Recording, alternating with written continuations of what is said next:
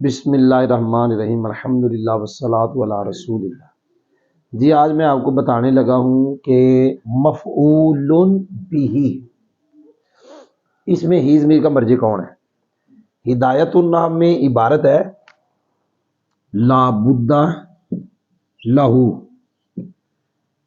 ایسے ان کان الفعل متعدیا کان لہو مفعول بہ، یوں ہے کان لہو مفعول بہ۔ یہ جو ضمیر ہے مفعول بہ میں اس کا مرجع کون ہے؟ جی سمجھ آئی؟ جب میں نے پڑھانا شروع کیا، میرا پہلا سال تھا، میرا ایک دوست تھا جو ملتان میں ایک مدرسے میں پڑھتا تھا، وہاں ایک استاد تھے، وہ اپنے استادوں کو، استاد بڑے قابل تھے، اللہ تعالیٰ ان کے درجات بلند فرمائے، پردہ فرما گئے، بڑے قابل تھے۔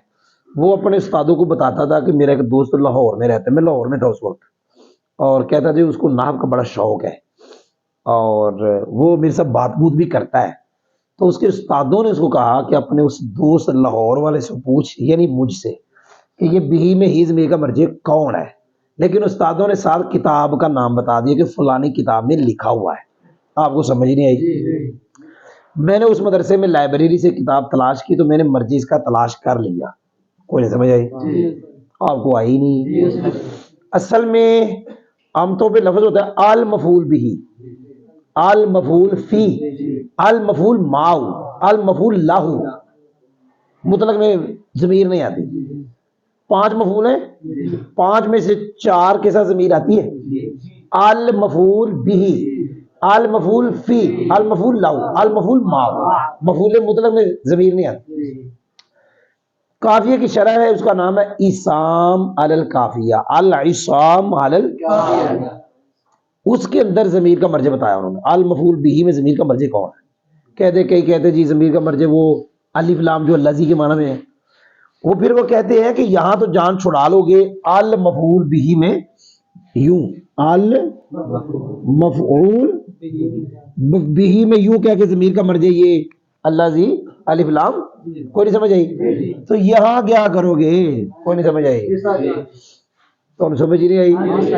کہتے یہاں تو تم ضمیر کا مرجع بتاؤ گے الف لام جو اللہ جی کے مرجع، یہاں کیا کرو گے؟ اس لیے عصام علی الکافیہ میں لکھا ہے اس ہی ضمیر کا مرجع اس مفعول سے پہلے شیء موصوف مقدر ہے۔ ہی ضمیر کا مرجع کون ہے؟ یہ موصوف مقدر ہے، کوئی نہیں سمجھ آئی؟ تو یوں اس میں انہوں نے ضمیر کا مرجع۔ اگلی بات سننا، یہ تو ہو گیا کہ جب اس کو ہم ضمیر مانے اور مرجع یہ ہے۔ ایک کسی اور کتاب میں یہ بھی لکھا ہے کہ بھائی جان یہ مفعول بھی پورے کا پورا نام ہے، علم ہے، مفعول بھی، یہ پورے کا پورا یہ پورے کا پورا نام ہوگا تو پھر یہ ضمیر ہی نہیں ہوگی۔ جب یہ علم ہوگا تو ضمیر نہیں ہوگی، وہ نام کا تو حصہ ہو گیا۔ کیا ہو گیا؟ اب اس کا مرجع تلاش کرنے کی ضرورت ہے، اس کا مرجع کوئی نہیں ہوا۔ یہ اس وقت ہے کہ جب ضمیر مانے، پھر ضمیر کا مرجع ہم کیا نکالیں گے؟ شیء۔ جی کوئی سمجھ بھی آئی؟ اگر آپ مفعول بھی پورے کو کیا بناتے ہیں؟ نام، پھر اس کا پیچھے مرجع شرجع نہیں ہوگا، کیونکہ بھی تو کلمے کا حصہ بن گیا۔ اب یہ جار مجرور نہیں کہیں گے، بس مفعول بھی نام ہے۔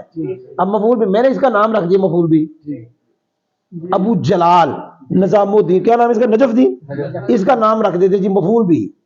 اب کہ جی مفعول بھی یہ جو اس کا نام، اس میں ضمیر کا مرجع کون ہے؟ اب مرجع کیا ہوگا؟ اب تو اس کا نام بن گیا۔ جب آپ مفعول بھی کو علم بنائیں پھر یہ ضمیر ہی نہیں اس وقت، وہ کلمے کا حصہ ہے، اب ضمیر کا مرجع نہیں ہوگا۔ ضمیر کا مرجع اس وقت ہے کہ جب ضمیر کو ضمیر رکھے، مفعول بھی نام نہ بنائیں، تو پھر مرجع کیا نکالا ہے؟ شیء، مفعول بھی سے پہلے۔